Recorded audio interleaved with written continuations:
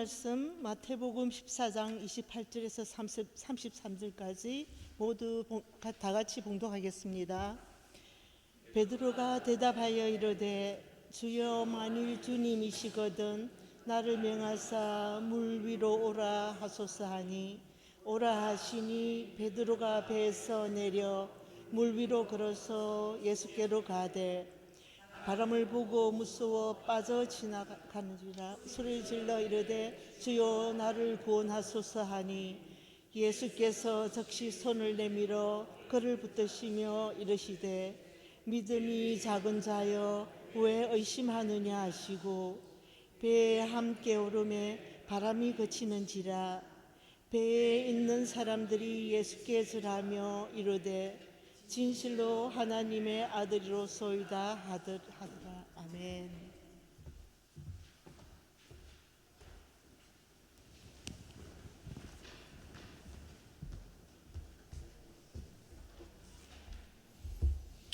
할렐루야. 예, 오늘도 말씀 듣기 전에 우리 서로 인사 나누고 말씀 듣도록 하겠습니다. 오직 예수, 줄여서 오예, 오예 인사하시죠. 오예, 오예, 오예. 예, 오직 예수님밖에 없습니다. 내가 의지할 분은 오직 예수 그리스도 한 분밖에 없는 줄로 믿습니다. 아멘. 예, 올해 표어입니다. 시작. 오직 너희는 그리스도의 복음에 합당하게 생활하라. 빌립보서 1장 27절 말씀. 아멘. 세계인들을 대상으로 설문조사를 하나 했습니다. 뭘 했느냐면 가장 신뢰할 수 있는 믿을 수 있는 직업이 뭐냐, 그 직업에 대해서 물었는데 1위가 뭔지 아세요? 제일 세계 나라들을 대상으로 했을 때 1위가 안타깝게도 목사는 아니고요, 의사입니다. 의사를 가장 신뢰하는 직업으로 그렇게 꼽았습니다. 근데 재밌는 거는요, 한국 사람들의 경우는 의사가 아니었어요. 한국 사람들은 무엇이었을까요? 의사가 아니고 연예인? 아니요. 한국 사람들은요, 과학자를 제일 신뢰하는 직업군으로 꼽아요. 과학자를.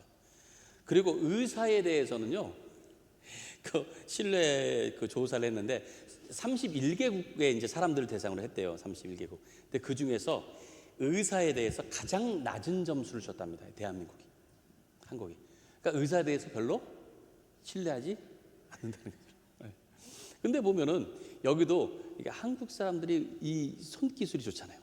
손기술. 그러니까 기술이라든지 어떤 그런 부분들은 우리가 그거를 신뢰를 안 하는 게 아니에요. 뭐겠어요? 의사의 태도예요, 태도. 의사들을 보니까 진짜 환자들을 위해서 한다라는 생각보다는 자기 돈 벌려고 하는 것들이 많다는 의식이 있는 거예요. 이게 그러니까 정말 환자의 그런 마음을 생각하는 그런 게 아니고 뭔가 자기 이득을 위해서 그런 거 아닌가라는 그런 마음들이 우리가 이제 드니까 그런 거예요. 그리고 한국 사람들 기본적으로 의사들이 처방 내리는 것도 잘 안 믿잖아요. 처방 내리면 꼭 운동하세요. 절대 이런 단 거 먹으면 안 되고 맵고 짜게 드시면 안 돼. 그러면 그렇게 하나요? 아유, 다 그렇게 얘기하는 거라고 생각하고 자기가 다 잘한다고 생각해요. 의사들은 날 늘 그렇게 얘기하면서 처방 자체도 믿질 않잖아요. 그러니까 어떤 신뢰라고 하는 것, 인간의 신뢰라고 하는 것은요, 이게 한 번에 생길 수도 있겠지만 대개 보면은 어떤 경험들, 체험을 하고 그리고 나서 그것이 쌓여가지고 신뢰라는 게 생기게 됩니다. 그래서 어떤 사람에 대해서 한 번, 두 번, 세 번 겪고 나면은 그 사람의 진짜 실체를 이제 알게 돼요. 그리고 나면 거기에서 신뢰감이 생기게 되는 겁니다. 그런데 믿음은 좀 달라요. 믿음이라고 하는 거예요. 어떤 경험이 있어가지고 그것에 대해서 신뢰감이 쌓이면서 믿음이 생기는 경우도 있어요, 물론. 하지만은 전혀 경험이 없는 상태에서 확신을 가지고 뛰어드는 것이 믿음이라는 거예요. 또 전혀 경험이 없어도. 오늘 베드로가 바로 그런 모습을 보여줍니다. 이 베드로가 믿음이 좋은 사람이 아니에요. 베드로는 어부로 살다가 주님의 부르심을 받았잖아요. 그리고 제자가 돼가지고 수많은 말씀 듣고 이적을 직접 보고 했는데도 보면은 베드로가 말년까지도 그 예수님이 메시아라고 하는 것에 대해서 어렴풋이 아는 정도였습니다. 어렴풋이. 예. 그래서 그가 그런 고백은 했어요. 주는 그리스도시요 살아계신 하나님의 아들이십니다라고 고백은 했어요. 그러니까는 예수님께서 참 잘했다라고 칭찬을 하셨는데, 그리고 나서 이제 내가 예루살렘에 가서 이제 내가 죽을 것이다, 그렇게 하니까 뭐라 그랬죠? 절대 그런 일은 없을 겁니다.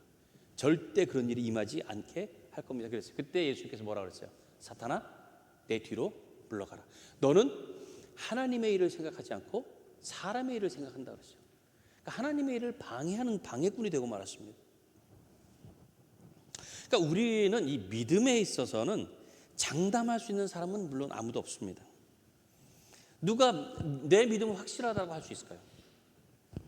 근데 믿음이라고 하는 게 참 신기한 것은 믿음이 그렇게 생긴다는 거예요. 그렇게. 또 그렇게 자라간다는 거예요. 어떤 정해진 어떤 일정한 무슨 과정 이런 게 있는 게 아니고 상황에 따라서 나타나게 된다는 거예요, 믿음이. 오늘 오랜만에 이제 가라사대 시리즈 말씀을 이제 전하게 됐습니다. 오늘은 예수님이 가라사대 왜 의심하였느냐, 왜 의심하였느냐, 이 말씀을 함께 좀 살펴보려고 하는데요. 베드로의 이 믿음이 어떻게 나타났고, 또한 그 믿음이 예수님을 예수님께서 그에게 그 믿음에 대해서 어떻게 대하셨는지, 이것을 보면서 여러분의 믿음들을 한번 살펴보시는 그런 시간이 되시길 바랍니다. 자, 예수님께서 오병이어의 기적을 보여주신 다음에 제자들에게 배를 타고 건너편으로 가라 그랬어요. 늦은 시간이었잖아요. 건너편으로 가라 그랬어요. 그리고는 예수님은 홀로 산에 가서 기도를 하셨다 그랬어요. 그런데 이제 제자들이 배를 타고 이제 밤에 캄캄할 때 이제 배를 타고 가는데 풍랑을 만난 거예요. 풍랑을 만나가지고 이 막 물결이 막 거칠게 막 몰아치니까 배를 제대로 움직일 수가 없는 거예요. 그래서 막 배가 빠져들 그런 지경에 놓여 있는 그런 상태에서, 그래서 어떻게든 육지로 가려고 막 애를 쓰고 있는데 그게 잘 되지가 않아서 시간이 벌써 많이 걸려서 거의 새벽이 이제 되어가는 그런 시간이었습니다. 그러니까 얼마나 막 두렵기도 하고 얼마나 지치기도 하고 그랬어요. 그런데 저쪽에서 뭔가 허연 게 이렇게 갑자기 나타나는 거예요. 이쪽으로 걸어오는 거예요. 이게 유령인가, 이게 사람인가? 얼마나 무서웠겠어요. 근데 그게 누구였어요? 그게 예수님이었어요. 예수님이 그 제자들이 막 그 고생하고 있는 거기로 물 위를 걸어서 오셨던 거예요. 그러면서 예수님께서 말씀해서 두려워하지 말라, 안심하라, 나니까 두려워하지 말라, 이렇게 말씀을 하셨습니다. 그런데 베드로가 그 말씀을 듣자마자 뭔가 당돌한 그런 생각을 갖게 된 거예요. 그게 뭐냐면 물 위로 걸어오셔? 나도 한번 그렇게 해볼까? 이 마음이 든 거예요. 나도 물 위를 걸어보고 싶다는 그런 마음이 들었던 겁니다. 오늘 본문이 그렇게 시작을 하는 거예요. 자, 28절 29절 한번 보겠습니다.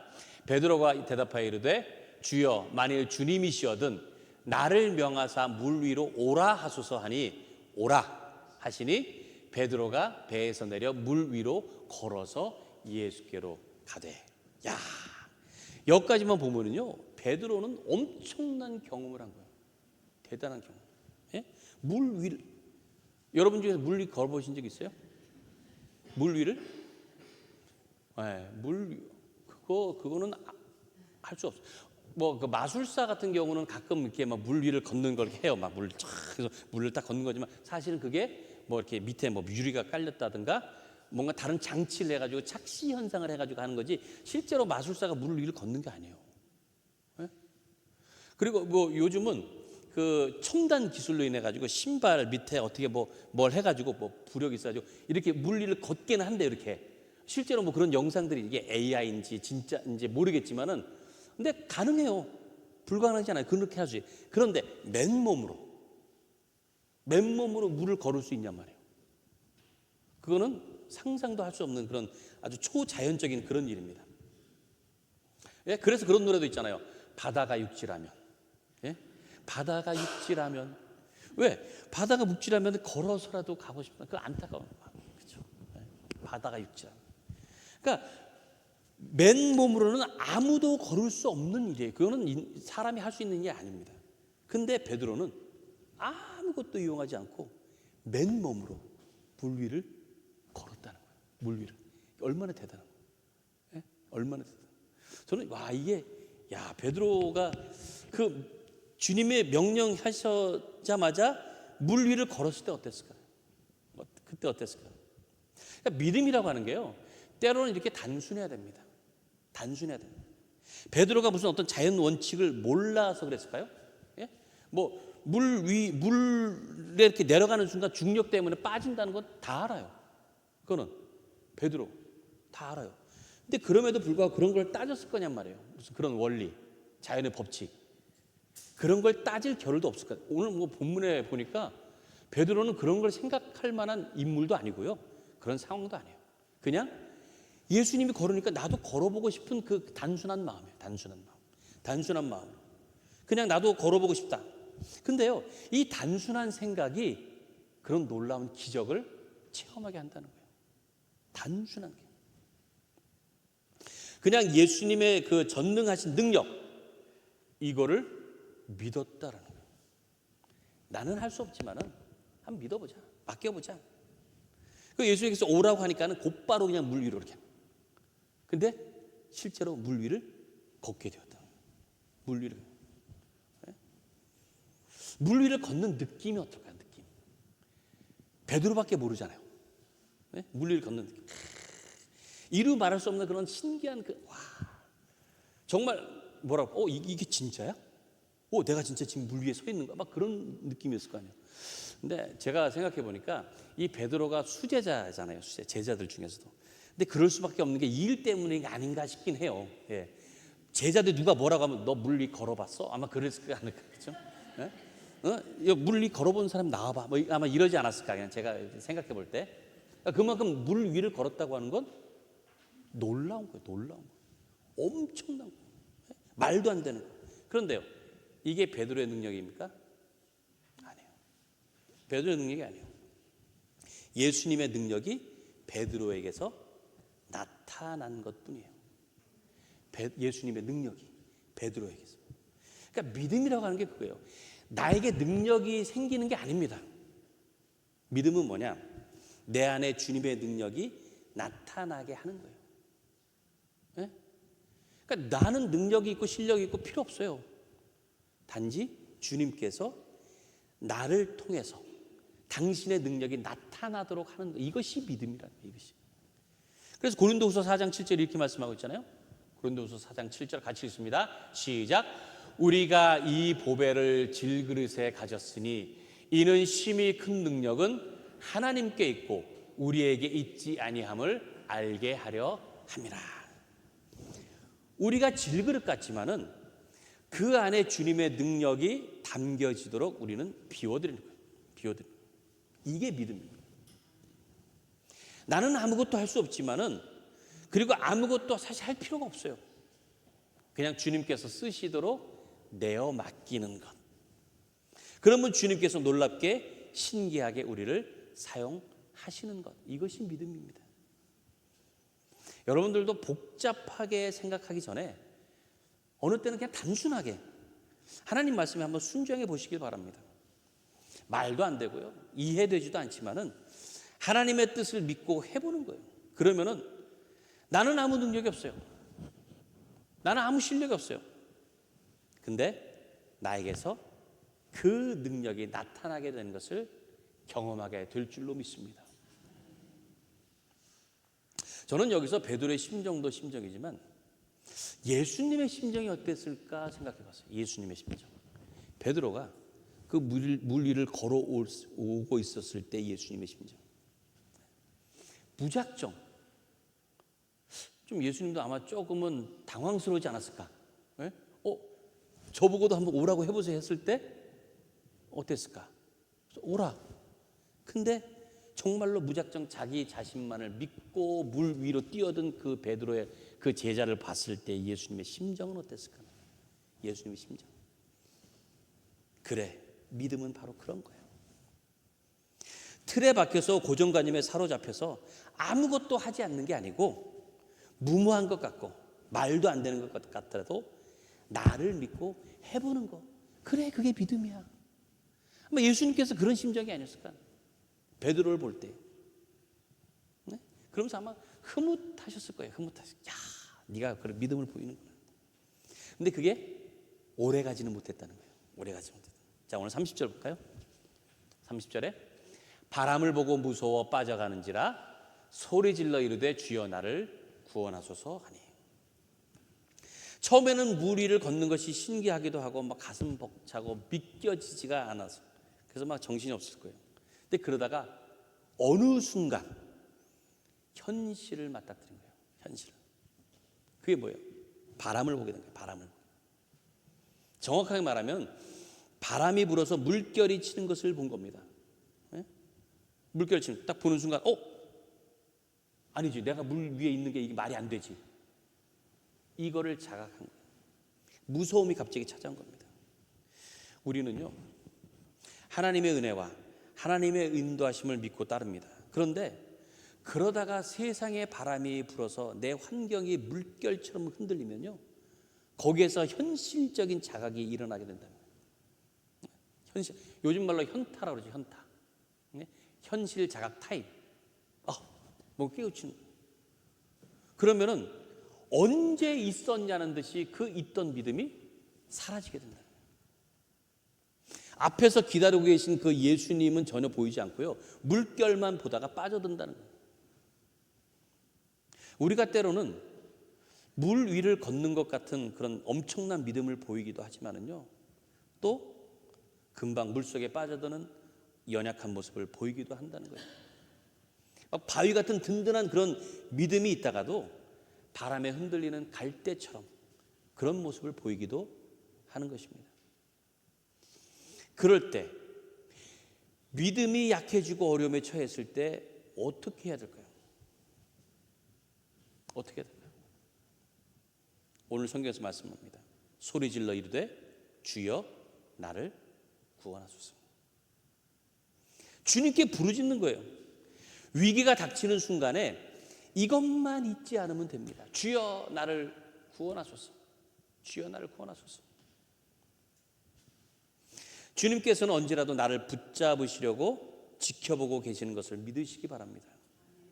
그렇게 물에 빠져가는 그 베드로를 예수님께서 어떻게 하셨어요? 즉시 다가가서 붙잡아 주셨다. 즉시. 자, 31절, 32절, 33절까지. 예수께서 즉시 손을 내밀어 그를 붙잡으시며 이르시되 믿음이 작은 자여 왜 의심하였느냐 하시고 배에 함께 오름에 바람이 그치는지라 배에 있는 사람들이 예수께 절하며 이르되 진실로 하나님의 아들이로소이다 하더라. 자, 예수님이 가라사대 믿음이 작은 자여 왜 의심하였느냐. 우리는 믿음을 보이다가도요, 의심할 수밖에 없는 상황에 살고 있습니다. 그런 환경이에요. 왜냐하면요, 아무리 물을 위를 걷는 것 같은 그런 엄청난 그런 또 신비한 은혜 가운데 있어도요, 여전히 물결은 심하게 요동을 치고 있어요. 그리고 나는 여전히 그 물 속에 빠질 수밖에 없는 존재인 것을 내가 알기 때문에 그래요. 나는 그런 존재라고.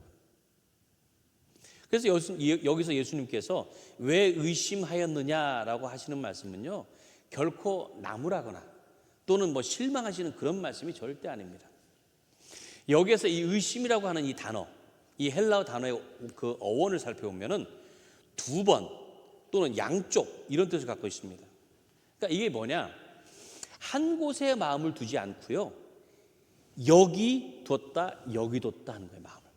그러니까 마음이 갈팡질팡하는 거예요. 그 단어에 의심이라고 해요. 갈팡질팡. 어느 그 영상에 보니까 한 엄마가 이렇게 아기를 안고 있어요. 아기를 안고 있는데 이 엄마의 쌍둥이 동생이 있어요. 일란성.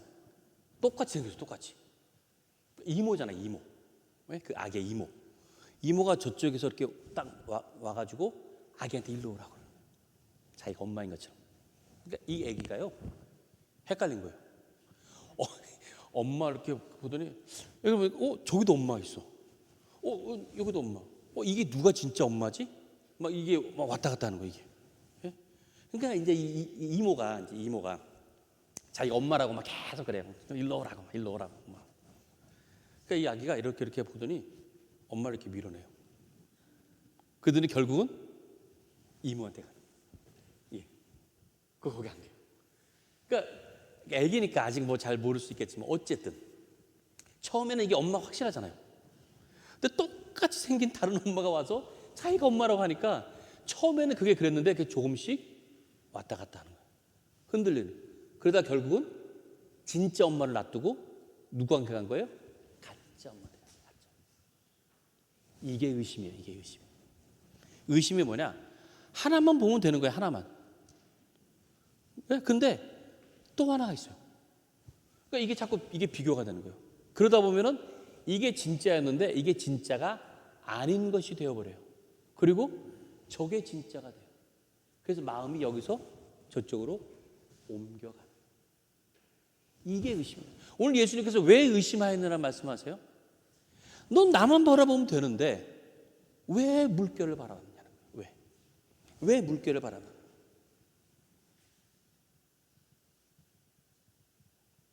그 한결같지 못한 마음. 주님만 바라봤으면 됐는데 물결을 바라보다 보니까 거기서 마음이 흔들린 거예요. 그리고 나는 물에 빠지는 존재다라고 결국은 받아들이고 마는 거예요. 그리고 나니까 거기서 빠져갈 수밖에 없다. 예수님은 그런 우리를 지켜보고 계십니다. 그러면서 예수님이 하시는 말씀이 어떤 상황에도 어떤 조건에도 흔들릴 필요가 없다는 말씀하시는 거예요. 다른 한쪽 의식할 필요가 없다는 거예요. 왜냐하면 그 어떤 것도 우리를 그리스도의 사랑에서 끊을 수 없기 때문에 그래요. 주님께서 우리를 끝까지 사랑하시는데 그 주님만 바라보시면 된다. 그러니까 왜 의심하였느냐? 이 말씀은 왜 다른 곳을 보느냐? 나만 바라보거라 그 말씀이에요. 다른 데 보지 말라는 거예요. 그러면서 즉시 손을 내미세요. 물에 빠지니까 즉시 가서 손을 내요. 즉시. 이게 주님이시다. 어떤 경우에도 주님께서는 우리의 손을 붙잡으십니다. 우리가 물속에 빠져 들어가게 놔두지 않으세요. 그 주님의 손길을 느끼는 사람은 주님을 바라보며 평안할 수 있습니다. 근데 그렇지 않으면 거친 파도를 보면서 거기서 맨날 불안하게 살 수밖에 없다는 거예요. 오직 주님만 바라보시는 여러분들 되시기 바랍니다. 다른 거 복잡하게 생각하지 마시고 단순하게 그냥 주님께만 시선을 고정하고 순종하면은 무리를 걷는 것 같은 엄청난 기적과 은혜 가운데 거하게 될 줄로 믿습니다. 의심하지 마시고 두 마음 품지 마시고 오직 한결같은 믿음을 가지고 주님이 나를 구원하신 그 은혜, 그 복음에 합당하게 살아가시는 여러분 모두가 되시기를 주님의 이름으로 간절히 축원합니다.